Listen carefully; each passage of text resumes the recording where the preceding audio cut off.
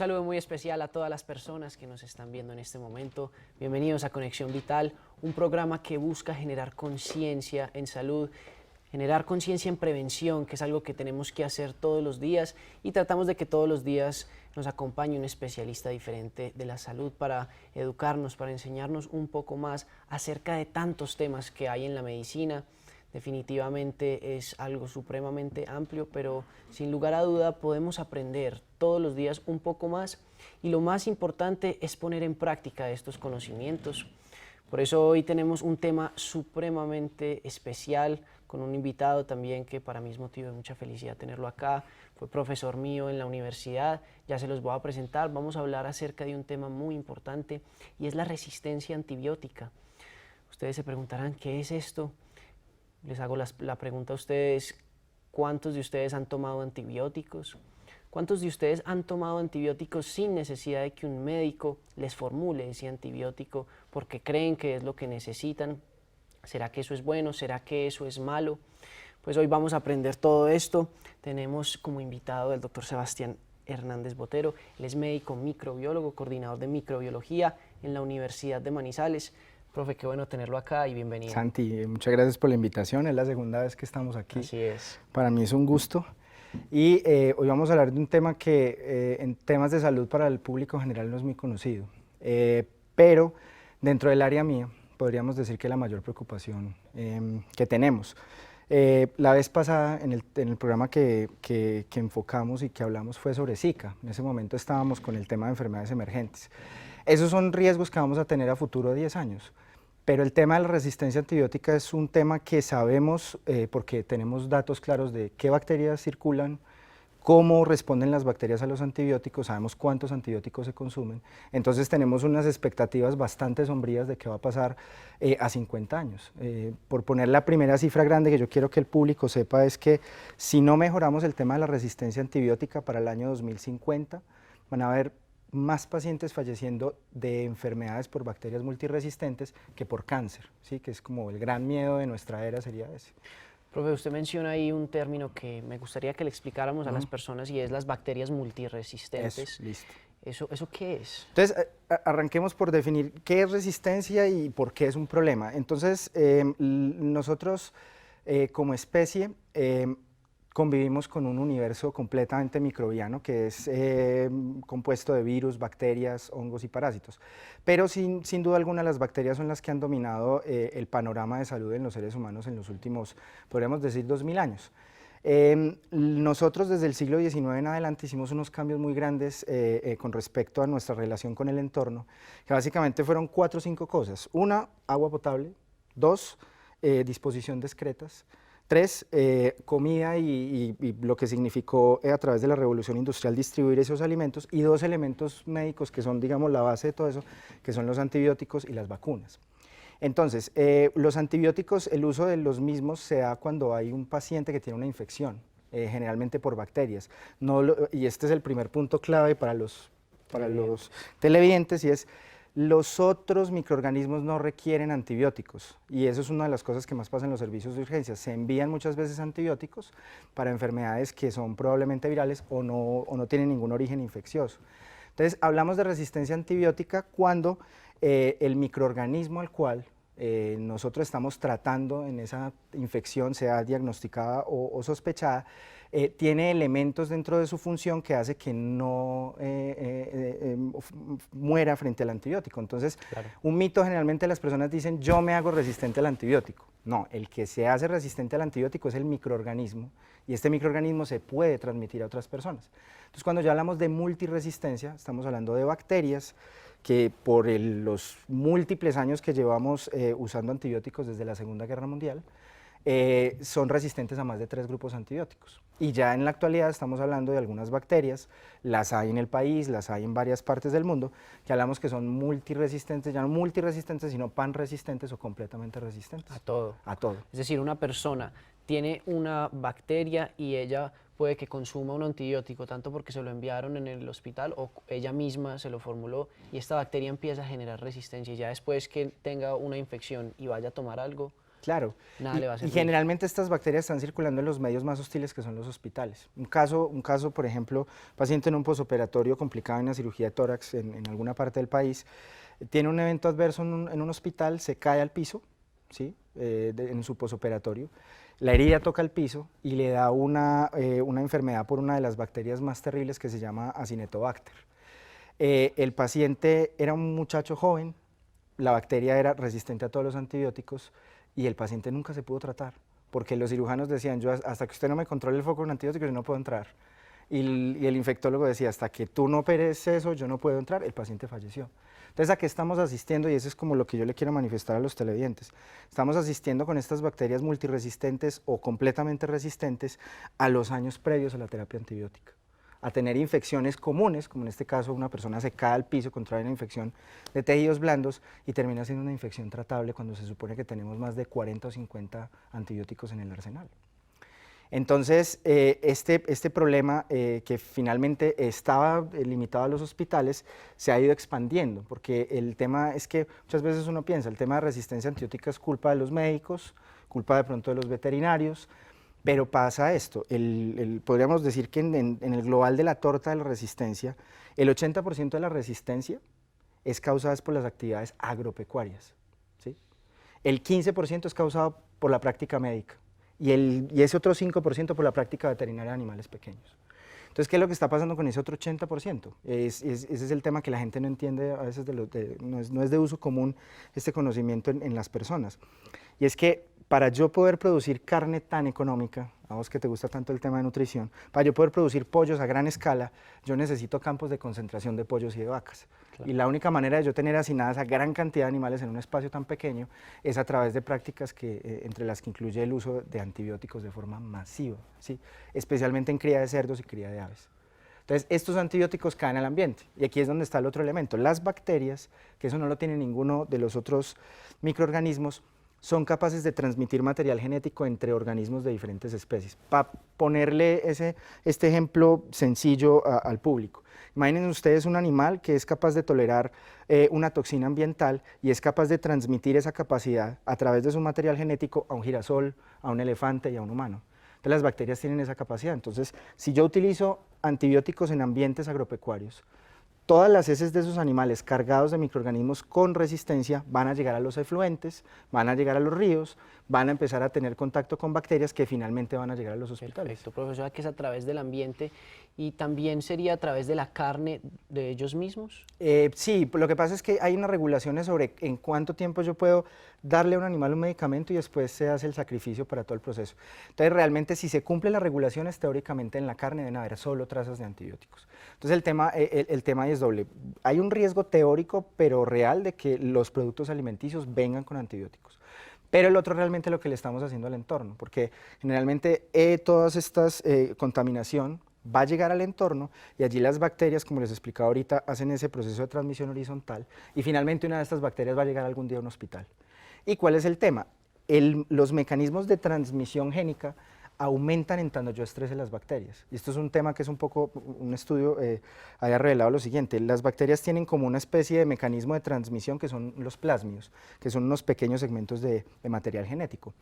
Antes de que existieran los antibióticos, las bacterias en promedio tenían 1 o 2 plásmidos y solamente el 20% de las bacterias.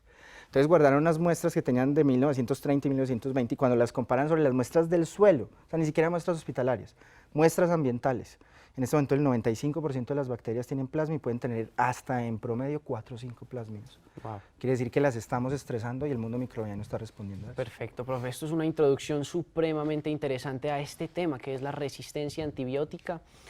Ustedes nos pueden hacer preguntas a través de Facebook Live o llamar a nuestra línea gratuita 018-127-222 para que aprovechemos que está aquí el doctor Sebastián, parasitólogo, y le preguntemos acerca de este tema que es tan importante y que muchas veces pasamos por desapercibido o inclusive somos hasta atrevidos yendo a una farmacia a comprar un antibiótico porque creemos que estamos enfermos o creemos que lo necesitamos y en realidad no es así. Vamos a ir a este corte de comerciales y ya volvemos.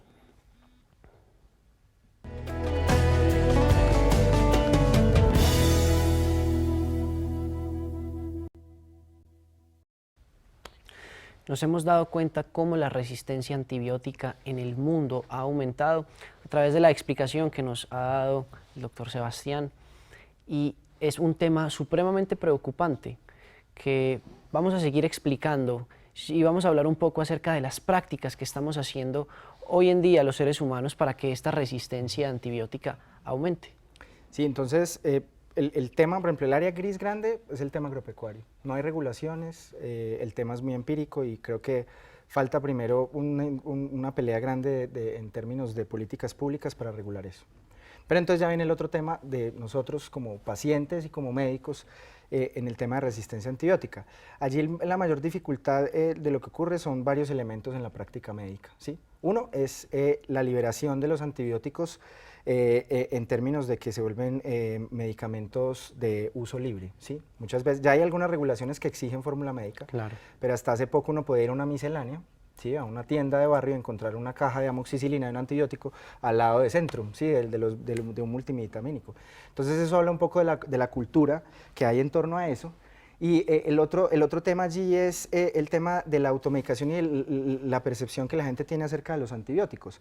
Porque normalmente cuando uno va a consulta de pediatría es muy probable de que, por ejemplo, la mamá le diga, ay doctor, no le va a dar antibiótico al niño, ¿sí?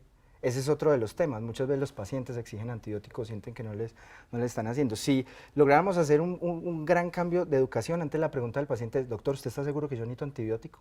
Y ese sería como el gran cambio, claro, si nosotros lográramos como eso en PIP. Y a veces se nos olvida algo con los antibióticos, y es que los antibióticos no es una cosa específica del tema de infecciosas, de enfermedades infecciosas y de todo el área de microbiología. A nosotros se nos olvida que para hacer procedimientos odontológicos necesitamos antibióticos.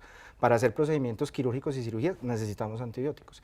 Y cuando los pacientes en unos procedimientos médicos les disminuimos la inmunidad, en el caso de que se necesita por una enfermedad autoinmune, por una terapia para el cáncer, necesitamos también antibióticos. Entonces los antibióticos se vuelven como una especie de piedra angular para que la necesitamos para todo, pero la estamos mal utilizando desde el mismo punto de la consulta general, ¿sí? Entonces, hablando en términos macro, el tema del uso o abuso de antibióticos parte de la comunidad, pero ya también tiene otras implicaciones dentro de los hospitales. Relativamente, o hace muy poco, estamos teniendo métodos diagnósticos que nos permiten hacer bien la diferenciación entre una infección viral y una infección bacteriana, que lo viste cuando estábamos en el curso de microbiología, que ese era uno de los retos mayores. Es decir, este paciente que tiene este síntoma respiratorio, ¿es una enfermedad viral o es una neumonía bacteriana que requiere antibiótico? Sí. Entonces muchas veces, si tú arrancas desde las políticas macro en el tema agropecuario y caes hasta la práctica clínica, hay toda una serie de malas, digámoslo, prácticas que tenemos todos para este tema de resistencia. Perfecto, profe. Tenemos una pregunta a través de Facebook Live. Dice así, mi hijo tuvo varios episodios de amebiasis y le dábamos metronidazol y al mes volvía y recaía. Ella dice que desde que le dio medicamentos a base de hierbas no volvió a tener amebiasis. Personalmente desde pequeña sufro cuadros de amigdalitis y he probado toda clase de antibióticos y solo me hace la penicilina de 2.400.000. Listo, entonces hay dos temas ahí. Una es el tema de la amebiasis en el niño y la otra el tema de la penicilina. Entonces vamos a arrancar primero por el tema de amebiasis. Lo que ocurre con la amebiasis y en nuestro medio, eso es una dificultad que tenemos, es que los medicamentos que se usan para la amebiasis, tipo el metronidazol, te va a matar las amebas que están produciendo daño dentro de la pared intestinal. Entonces cuando tienes el episodio de amebas, el medicamento cuando tú lo tomas vía oral se va a distribuir a través de la sangre y va a llegar a la pared del intestino, pero en el contenido intestinal el antibiótico nunca llega ahí. El antibiótico se absorbió al inicio cuando lo ingeriste a través del duodeno y nunca va a llegar al líquido intestinal. Entonces, ¿qué es lo que pasa? Matas a la ameba que te está produciendo la enfermedad en la pared intestinal, pero la ameba que está en el colon produciendo más amebas y que va a volver a producir cuadros de recaídas, claro, va a quedar allí. Entonces, ¿qué es lo que necesitamos en ese caso en esos pacientes? Necesitamos el uso de un antiparasitario que se llama un antiparasitario intraluminal.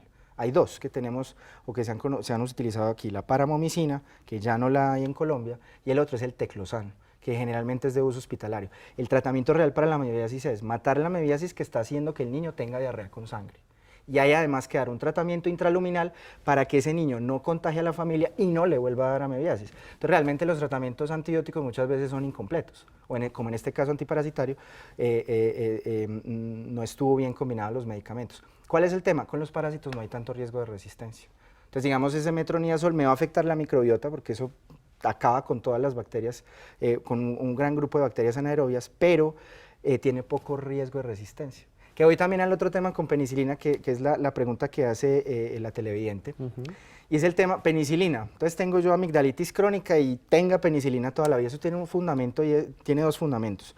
El primero es que la bacteria que generalmente produce la faringoamigdalitis tradicional nunca ha podido desarrollar resistencia a la penicilina. O sea, la penicilina que descubrió Fleming en los años 80, en los años 20, seguimos dando esa penicilina y esa bacteria no ha adquirido resistencia. ¿Por qué esos pacientes necesitan tener ese antibiótico de por vida? O no de por vida, durante mucho tiempo. Porque cuando hay una infección de garganta por esta bacteria, generalmente se van a producir unas complicaciones no supurativas que no tienen que ver con la bacteria y que son devastadoras, como la fiebre reumática, por ejemplo, ¿sí? Entonces, eso es de los pocos casos donde está indicada una terapia antibiótica crónica, pero es una bacteria que tiene bajo riesgo de resistencia. Ojalá nosotros pudiéramos, como en el caso de este estreptococo, tener un antibiótico para una bacteria y que sea esa relación, una bacteria, un antibiótico. Generalmente en las terapias antibióticas usamos armas nucleares, ¿sí? Cuando me refiero a armas nucleares estoy hablando de un antibiótico que mata una gran cantidad de bacterias, lo que hablamos antibióticos de amplio espectro, que cuando no sabemos qué tiene el paciente, lo que hacemos es hacer el escopetazo, el changonazo que hablábamos en clase, ¿sí?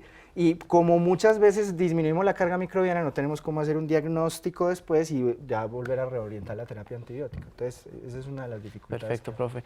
Hay algo que usted ahorita habla y me gustaría que le explicáramos a los pacientes y es ese diagnóstico que se le puede hacer a muchas de las bacterias a través de los cultivos, porque muchas personas creen que porque tienen una infección bacteriana entonces se toman cualquier antibiótico y de pronto no se dan cuenta de la misma resistencia que de pronto ya ha adquirido una u otra bacteria, entonces que deben tomar un antibiótico en especial y no simplemente cualquier antibiótico. Ese es uno de los puntos que vamos a tomar al final del programa, que es qué se puede hacer sobre el problema, porque el tema para yo conocer la resistencia, yo necesito la bacteria, ¿sí?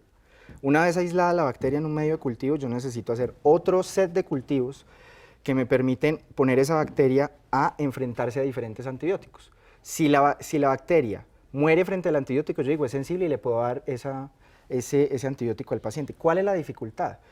Tú tienes un paciente con una enfermedad, ¿sí? Y vamos a suponer que es una enfermedad grave, ¿sí? Como una infección de vías urinarias severa, o una neumonía, una sepsis.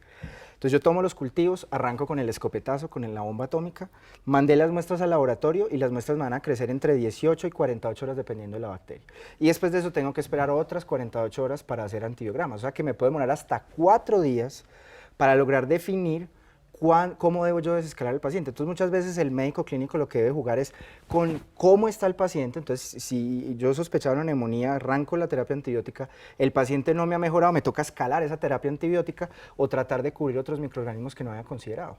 Entonces ahí es donde al final quiero que ya toquemos el tema de vigilancia, ¿sí? Ya no es tanto lo que el paciente individual puede ver con el tema de resistencia, sino cómo nosotros como departamento vamos a analizar ese problema. Perfecto, profe. Tenemos que ir a otro corte de comerciales para seguir hablando de este tema. Vamos a seguir contestando preguntas a través de Facebook Live o recibir llamadas a través de nuestra línea gratuita. Ya volvemos con ustedes.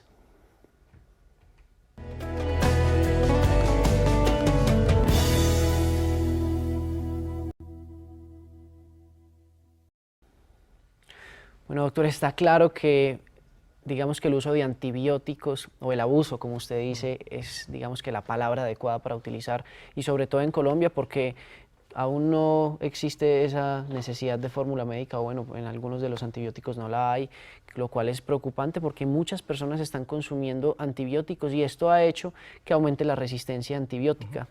Surge una pregunta y es algo que usted mencionaba ahora y es que cada vez vemos más multiresistencia e inclusive ya existen bacterias que pueden estar generando resistencia a todo. Entonces, ¿qué pasaría o qué pasará cuando ya los antibióticos no funcionen o ya no hayan más antibióticos? Sí, bueno, por un lado la catástrofe que significaría, porque sería el colapso completo de muchas áreas de la medicina.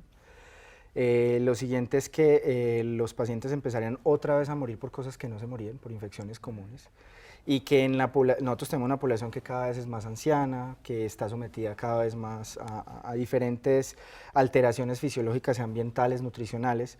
Entonces vamos a tener pacientes más susceptibles a fallecer de esas enfermedades. Entonces, de hecho, en los eventos académicos del gremio, algunos investigadores de ciencias básicas plantean, bueno, ¿qué vamos a hacer con el tema de resistencia? ¿Cuáles son las opciones a futuro? O sea, podemos plantear de un mundo o de una microbiología, una infectología sin antibióticos.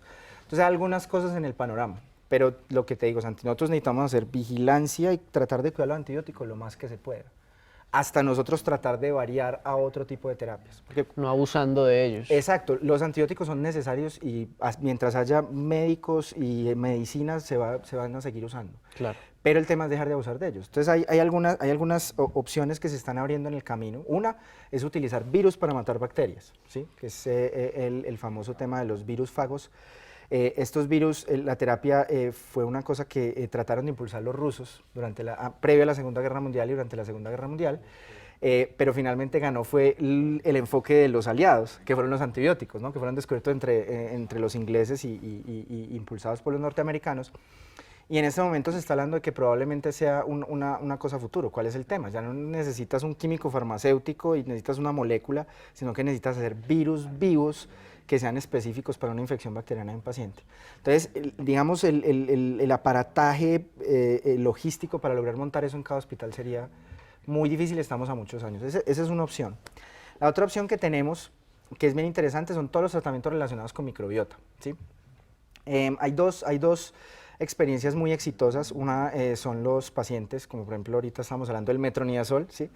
Eso es uno de los tratamientos que se utiliza, por ejemplo, en las diarreas post-antibiótico por Clostridium difficile, nombre que no se tienen que aprender. Es una bacteria que da en los hospitales cuando los pacientes les han dado muchos ciclos de antibióticos. Entonces, deterioran completamente la flora del paciente.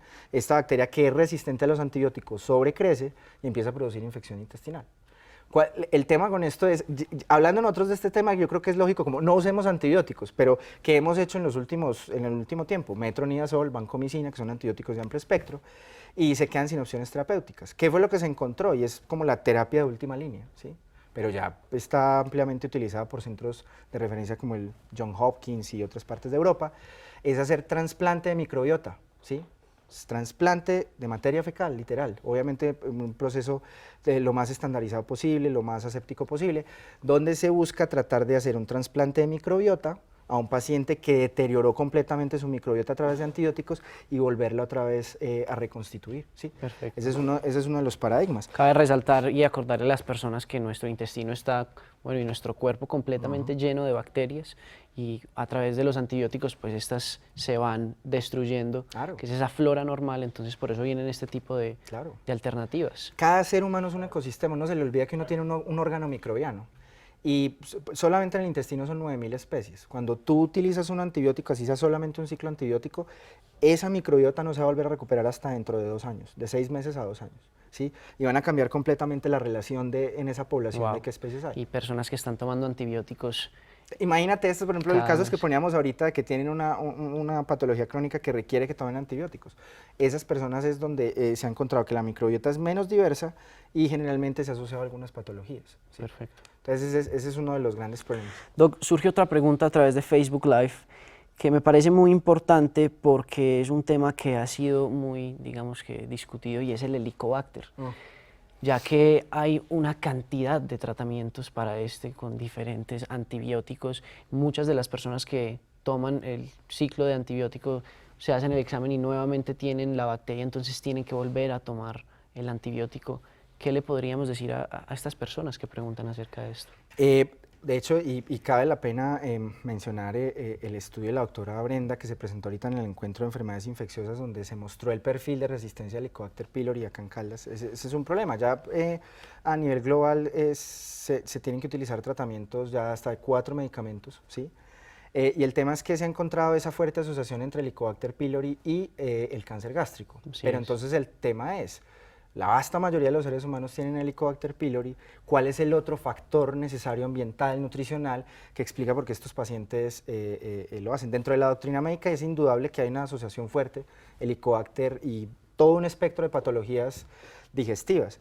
El tema es que a mediano plazo, ¿qué vamos a hacer cuando eventualmente esta bacteria ya, Helicobacter pylori, yo no la pueda tratar con medicamentos usuales? Porque ya Para allá vamos, ¿no? Exactamente. Entonces, por ejemplo, ahorita se habla, hay un concepto que se está hablando relativamente nuevo, que es la coexistencia pacífica con los microorganismos. Es modular el sistema inmune para que controle el microorganismo y dejar que el paciente siga colonizado. Perfecto. Bueno, profe, digamos que ya casi tenemos que entrar en tema de soluciones para las personas, porque hemos generado digamos que esta introducción y les hemos tratado de hacer entender a todos ustedes lo delicado y lo importante que es este tema, porque yo creo que todas las personas que están viendo el programa o conocen a alguien que ha tomado antibióticos y usted ha ahorita dado una cifra que es supremamente alarmante, que esas bacterias o esa microbiota no se recupera hasta dentro de 2 años y hay personas que están tomando constantemente antibióticos. Hablamos de alteraciones ambientales, de ya las hospitalarias, pero entonces, para empezar a dar un abrebocas antes de ir a este corte de comerciales, ¿cómo podemos nosotros, cómo pueden las personas que nos están viendo empezar a detener el problema o empezar a generar un poco de conciencia sobre esta problemática para no caer más en el error que estamos cayendo? Entonces, lo primero es cambiar un poco, digámoslo, nuestro chip cognitivo, en el sentido de que cuando vamos frente al médico, la pregunta al médico no debería ser: doctor, no me va a dar antibiótico, sino que cada vez que un médico me manda antibiótico, mirarlo muy a los ojos y decirle: doctor, ¿usted está seguro que yo necesito antibiótico? Porque de hecho una de las cosas que nosotros tratamos de inculcar en los cursos de microbiología es: si usted tiene dudas sobre ese antibiótico, no lo mande, ¿sí? El antibiótico no puede ser eso como: vamos a ver si de pronto el antibiótico le sirve, o como a veces ocurre mucho en pediatría de utilizar la amoxicilina para bajar la fiebre, ¿cierto? Cuando la fiebre tiene muchísimas causas. Entonces lo primero es eso, que los pacientes se hagan conscientes de que si necesitan un antibiótico, que realmente haya esa necesidad de que se requiera. Lo siguiente es: si se dio un tratamiento antibiótico, acábelo completamente. Si te mandaron una pasta cada 12 horas durante 5 días, es importante que acabes el tratamiento antibiótico. Es un error muy frecuente. Claro, te tomas digamos, se solucionaron algo los síntomas con las dos primeras dosis, y lo que ocurre es que el paciente después se encuentra frente a una bacteria resistente, él mismo la indujo porque dio un tratamiento incompleto de antibiótico y la población bacteriana alcanzó a recuperarse, ¿sí? Entonces ese es el siguiente elemento: si tomas antibióticos, tratamientos completos. Y el otro elemento es que tratar de generar por ejemplo, si usted ve que en la tienda del barrio venden antibióticos, regaña al tendero. Venda acetaminofén, venda ibuprofeno, pero no venda antibióticos, ¿sí?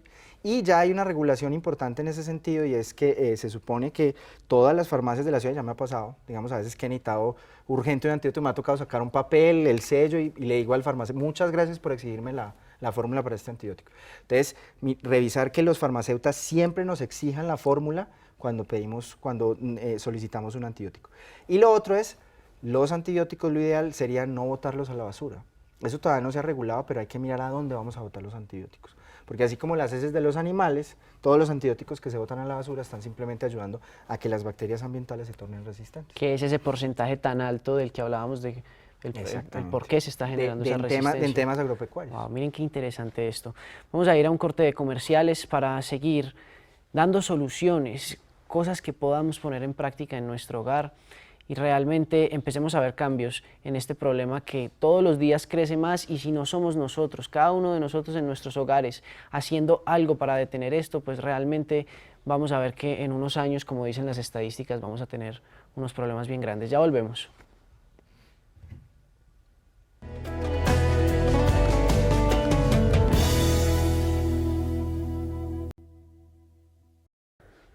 Tenemos una pregunta de Marta Collazos en Facebook Live. Dice: doctor, buenas tardes. Mi hija ha tenido 3 veces ataques de parásitos. Médicamente ya la han purgado 2 veces. Dicen que es por el cambio de clima, pero es la 3.ª vez en un año. ¿Qué medicamento le recomienda? Bueno, yo creo que es el caso típico donde el paciente dice: venga, vamos por un antibiótico, ¿sí? Entonces, lo primero, hay que entender que en los ciclos de vida de los parásitos, cuando al humano le da una enfermedad parasitaria, generalmente es que se mete en algún punto de ese ciclo. Y generalmente tiene que ver con algunas prácticas, como por ejemplo ir a zonas donde no hay agua potable, ir a fincas, o estar expuesto a mala preparación de alimentos, o el simple hecho de no lavado de manos. Entonces, lo primero antes de pensar en tratamientos antiparasitarios, porque hay que ver qué parásito es, ¿no? Yo no puedo mandar un antiparasitario, que eso es otra cosa. En las farmacias uno dice, Eso vale la pena púrgueme. explicárselo Entonces, a las personas. Sí, y es bueno hacer la aclaración. Uno va a la farmacia y le dice al farmacéutico, púrgueme. Entonces, te van a dar un tratamiento contra amebas y contra gusanos. Y es una persona que es de aquí de Manizales que no ha salido a una finca en 5 años, no hay ninguna indicación de que se purgue, ¿sí? Generalmente uno debería hablar de tratamientos antihelmínticos, periódicos o en contra de gusanos en pacientes que estén yendo a área rural continuamente, ¿sí? Que estén expuestos y en grupos específicos. Y lo que yo le recomendaría al público es metronidazol, tinidazol y secnidazol cuando me lo recomienda el farmacéutico, no, jamás. Uno no se purga o previene amebas a punta de tomar antiparasitarios, porque vamos a esto, ese antiparasitario que sirve para las amebas me mata también un montón de bacterias. ¿Y cómo saben las personas cuál es ese parásito que tienen ahí? Y de hecho, aquí viene el tema. Cuando yo me hago un coprológico, o sea, un examen de materia fecal, para yo poder aumentar el rendimiento diagnóstico de este examen, lo tengo que hacer 3 veces. ¿Sí? Si la primera vez me salió negativa, debo hacer la segunda hasta una tercera vez. Y cuando ya me aparece el parásito, yo debo ir al médico para mirar, porque, ojo, hay algunas amebas que aparecen en el coprológico que no son patógenas, o sea, no te van a producir daño. Lo único que te estás diciendo es, pilas, no te estás lavando bien las manos. Entonces, lo que yo le recomendaría a la televidente es, lo primero, revise el lavado de manos bien del niño, haga la prueba parasitaria para ver cuál es el parásito, para ver si ha ido variando, porque si aparece un parásito y después aparece otro, es que el niño se está contagiando continuamente. Y ya mirar entonces qué tratamiento debe seguir ahí. Perfecto, miren que son cosas muy importantes a tener en cuenta desde un lavado de manos, que muchas veces ni siquiera somos conscientes de esto, y algo que mencionaba el doctor que es muy importante, y no es irnos a tomar un medicamento por tomarlo, sino saber a través de métodos diagnósticos, que es algo que insistimos muchísimo también en este programa, para que generemos concientización acerca de este tema. No es tomar un medicamento por tomar o quitar un síntoma. Hay otra pregunta, Doc, que me parece muy importante, que era algo de lo que hablábamos ahorita, y era, ¿el exceso de antibióticos puede dañar el sistema inmunológico? Sí, la relación, o sea, ¿cuál es el mecanismo que es lo que va a producir en el sistema inmune? No, pero el uso crónico de antibióticos disminuye la microbiota. Al alterar la flora de la microbiota, se altera una de las primeras barreras inmunes, ¿sí? ¿Cuál es el tema? Alterar la microbiota o vivir en ambientes demasiado asépticos, ¿sí? Disminuye los linfocitos que regulan los linfocitos que producen ataques en el intestino de microorganismos. Entonces, ¿qué es lo que pasa? Se ha encontrado alguna asociación con que... En palabras coloquiales Sí, en palabras coloquiales, que los pacientes que viven en las zonas demasiado limpias, donde hay mucho uso de antibióticos, como tienen tan debilitada la microbiota y lo que reciben a través del entorno, los linfocitos o sus células de defensa no tienen que atacar y empiezan a atacar el mismo intestino y empiezan a atacar el cuerpo. Entonces, se ha encontrado una asociación entre ese uso de antibióticos y esas zonas donde hay mucha higiene con la aparición de enfermedades autoinmunes y alergias.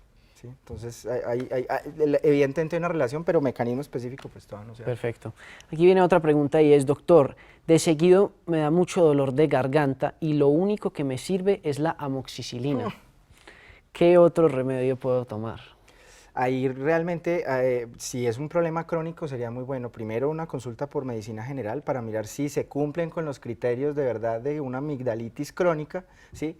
Y en el caso de que sea una queja crónica, es bueno que sea revisada por otorrino, porque podría haber otra patología no relacionada con infecciosas, y lo hemos estudiado, el efecto placebo. Yo puedo de alguna forma casarme con el hecho de que yo tomo un medicamento y siento un alivio de síntomas y no necesariamente es una amigdalitis crónica. Entonces la pregunta que yo le haría a ese paciente es, ¿usted se ha preguntado esa amoxicilina qué le está haciendo a toda la microbiota de su intestino? ¿Qué patologías le van a dar después por utilizar esa amoxicilina? Y realmente preguntarse si ese dolor de garganta es debido a qué, porque muchas veces ya se autodiagnostican y eso también puede generar un problema muy grande. Doc, vamos a hacer 2 preguntas más que me parecen muy importantes. Una es, ¿por qué la Gardnerella es tan resistente a los antibióticos? No es que sea resistente, lo que pasa es que se dan todas las condiciones para que se dé una disbiosis vaginal. Entonces, me explico. Las infecciones vaginales, vaginitis, vaginosis, que puede ser por Gardnerella, por tricomona, no se dan porque yo recibí un microorganismo que me produjo la infección, sino que se produce un desequilibrio completo en la microbiota. Entonces, cuando se produce un desequilibrio en la microbiota vaginal, va a disminuir una población de las bacterias buenas de la vagina, que son los lactobacillus. Esos lactobacilos lo que hacen es modular el pH de la vagina y evitan que crezcan las bacterias que no queremos allí. Esto se da por el uso de duchas vaginales, Hay por un el uso montón de factores, tampones, claro. una cantidad de cosas. Factores hormonales, duchas, cambio de pareja, uso de antibióticos. Hay pacientes que toman antibiótico, matan a los lactobacilos, después le da la vaginosis. Claro, los lactobacilos son esas bacterias que tienen las mujeres en la vagina. Y que son benéficas, sí, o sea, son absolutamente buenas, benéficas. Es lo que mantiene el pH bajo para que no haya sobrecrecimiento bacteriano, que es lo que lleva al mal olor en la vaginosis. Perfecto, tenemos una última pregunta que me parece muy curiosa, pero también me parece muy importante aclararla, porque si hay algo que nosotros hemos tratado de enfatizar en este programa es que no es un programa de medicina alternativa y que no buscamos reemplazar medicamentos o fármacos con productos naturales, porque muchas veces los medicamentos son completamente necesarios. La pregunta que hace la televidente es, ¿se puede tratar una infección con antibióticos naturales como el ajo? Bueno, hay varias líneas de investigación en esto y de hecho hay algunas evidencias de que culturas antiquísimas habían tenido principios antimicrobianos bien establecidos. Por ejemplo, el uso de la miel, ¿sí? Y de la grasa en egipcios, en heridas. Ellos lo que hacían era que hacían unos apósitos limpios con miel y eso nunca se infectaba, porque la miel es tan densa por el tema de osmolaridad, entonces es completamente antiséptica. Claro. Aquí a nivel local, varios grupos de investigación, el grupo de investigación biosalud y el grupo de investigación médica, han hecho una cosa que se llama bioprospección, es tomar de la naturaleza compuestos naturales, extractos, y mirar sus propiedades antimicrobianas. En la actualidad estamos analizando eso, para tratar de encontrar de pronto algunas opciones naturales que nos puedan de pronto dar luces hacia futuros antibióticos, porque no sé si usted sabe este chisme, Novartis, la farmacéutica, dijo, no vamos a hacer más antibióticos, no son rentables. Las infecciones antibióticos, un ciclo de antibióticos dura 7 días. Novartis prefiere más bien investigar en un medicamento para un paciente diabético que es de por vida. Claro, tiene mucho sentido.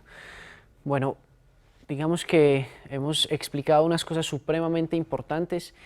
Después de este corte de comerciales les vamos a contar un poco acerca de lo que el doctor está haciendo aquí en Manizales y en este sector de Caldas, acerca de la investigación de la resistencia antibiótica, que como se han dado cuenta es un tema preocupante y queremos que ustedes realmente generen concientización acerca de este tema. Cualquier duda que tengan, ya van a aparecer los números del doctor en pantalla para que resuelvan también dudas. Tratamos de responder una cantidad de dudas a través de Facebook, pero vamos a ir a este corte de comerciales para regresar y contarles un poco más acerca de soluciones y métodos que podemos poner en práctica en nuestros hogares. Ya volvemos.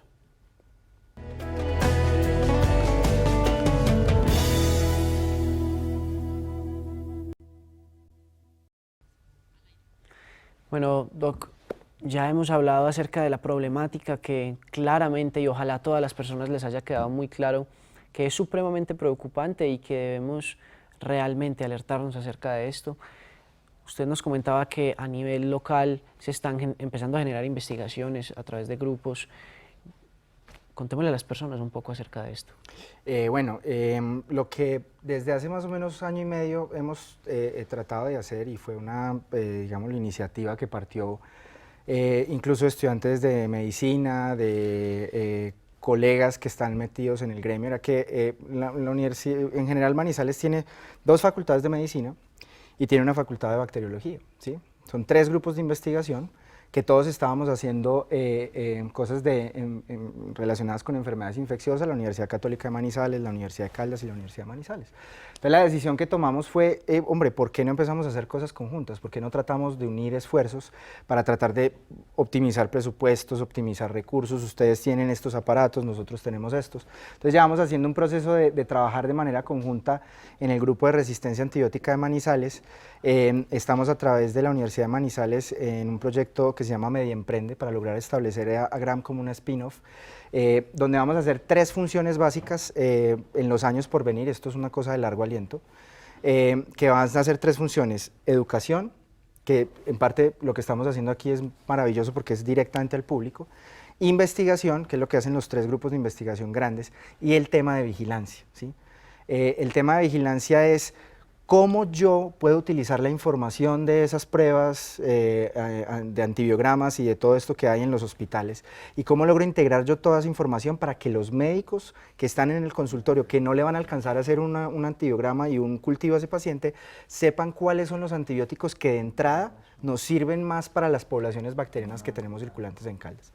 Entonces, el 2 a 3 de noviembre de este año vamos a tener en la Universidad de Manizales el segundo simposio regional del eje cafetero de resistencia a los antibióticos. Vamos a tener, se fue nuestra primera edición, que fue en la Universidad de Caldas, ahí tuvimos aforo completo y ya ahorita tenemos apoyo completo de la Asociación Colombiana de Infectología y vamos a mostrar por primera vez el perfil de resistencia del departamento, que es algo que no se había hecho.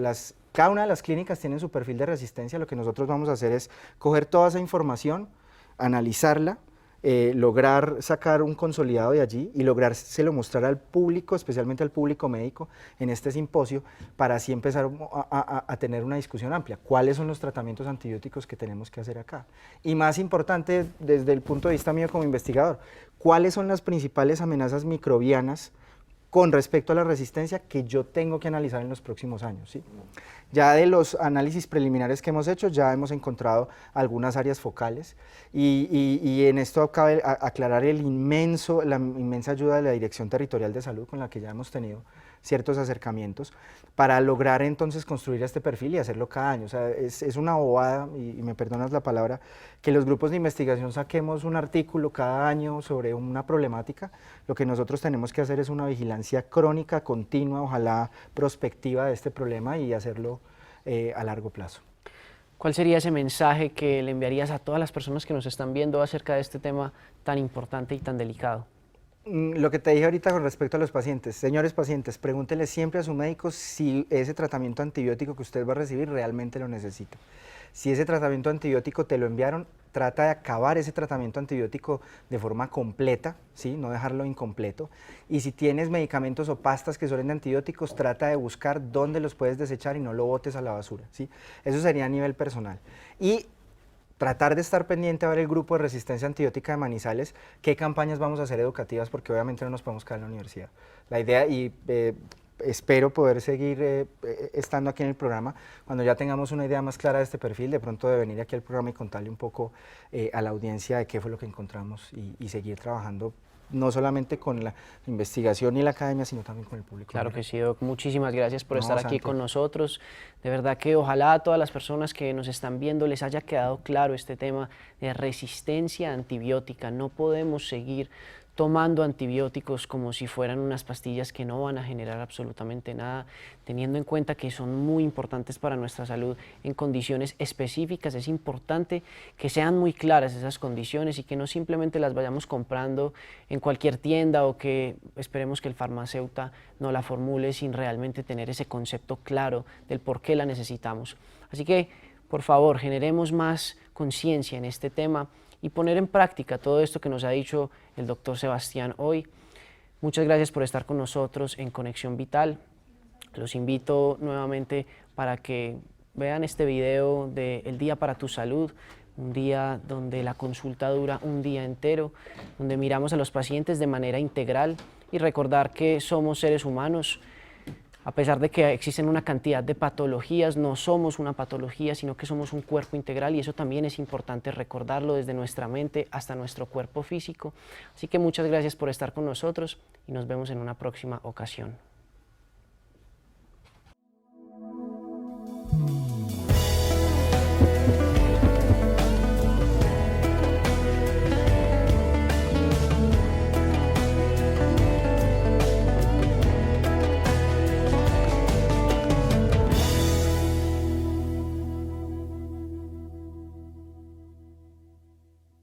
Parques de la Salud, Dr. Rojas.